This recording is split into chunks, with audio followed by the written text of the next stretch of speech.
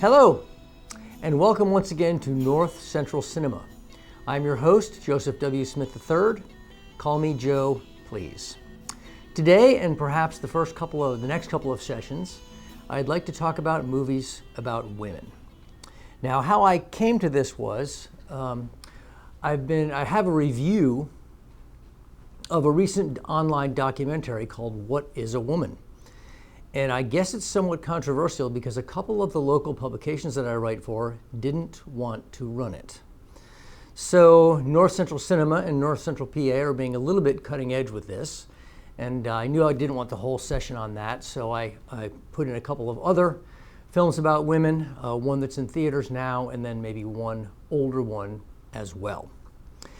Now, the initial film in question is called What is a Woman? It's an online documentary by blogger Matt Walsh.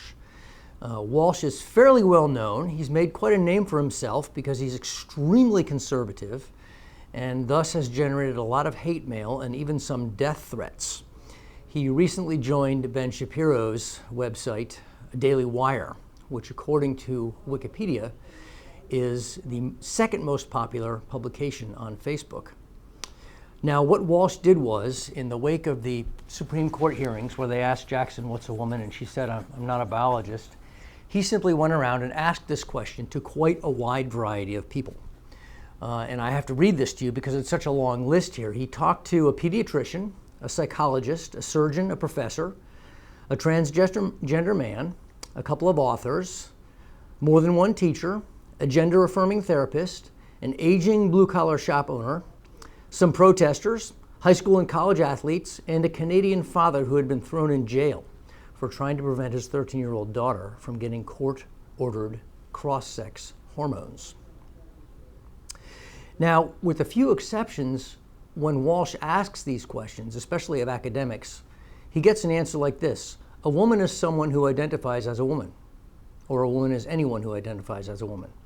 And when he presses for something a little more specific and less circular than that, he gets a lot of pushback.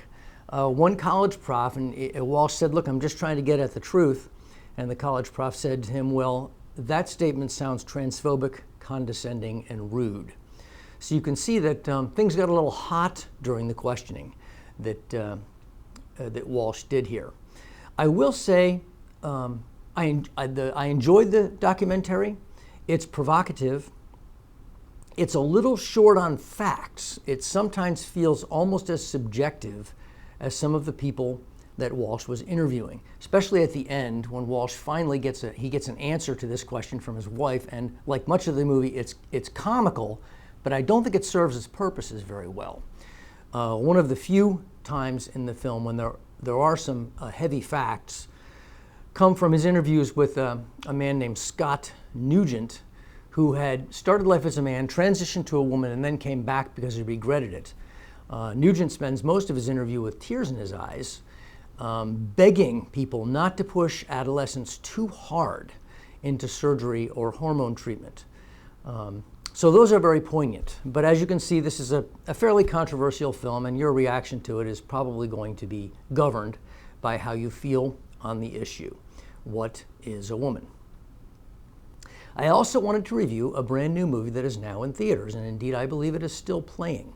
It is called Mrs. Harris Goes to Paris. Absolutely wonderful film. Cannot recommend it highly enough. I had been looking forward to this because it's based on an old novel by Paul Gallico. It takes place in 1958 when it was published.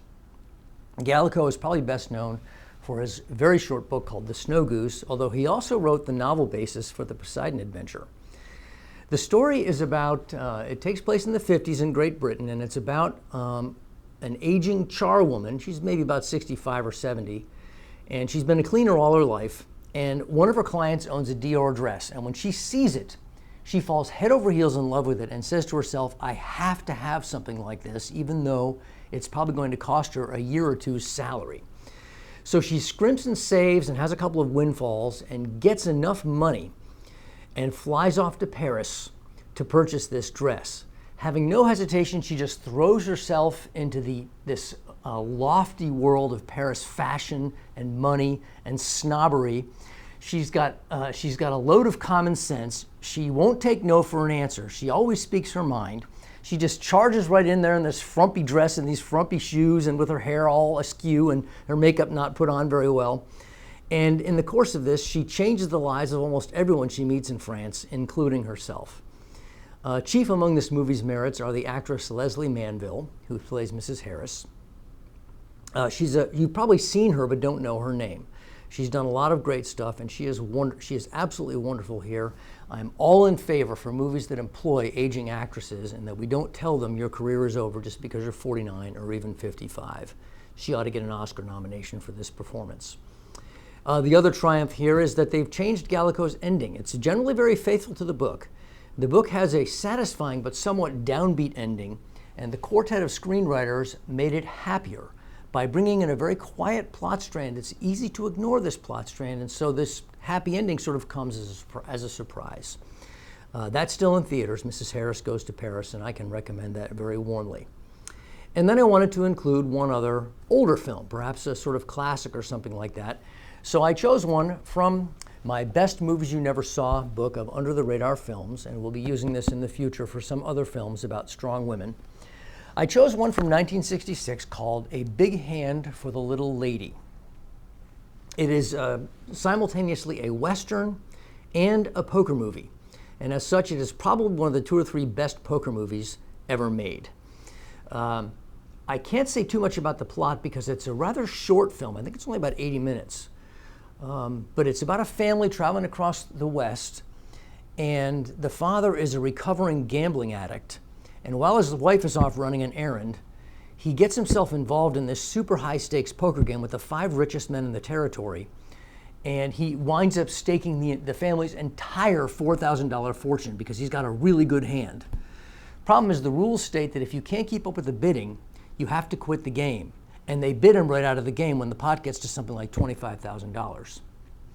Then his wife comes in. She's absolutely aghast. And I really can't tell you much more than that without ruining things, except that the wife is played by Joanne, the husband played by Henry Fonda, and the wife played by the estimable Joanne Woodward, who was married to Paul Newman for many years and did so many fine films with him and on her own. And she is just dynamite. The film co-stars Jason Robards, who at the end kind of goes home wishing that he had a wife like this woman. So Big Hand for the Little Lady from 1966. See if you can look that up. We'll be covering some other films about strong women in the next week or two. So if you have a title to suggest along those lines, drop me an email at robwhitefan@gmail.com. That's robwhite with 2 B's, fan@gmail.com. And in any case, I hope to see you again soon here at North Central Cinema. Thanks for joining us.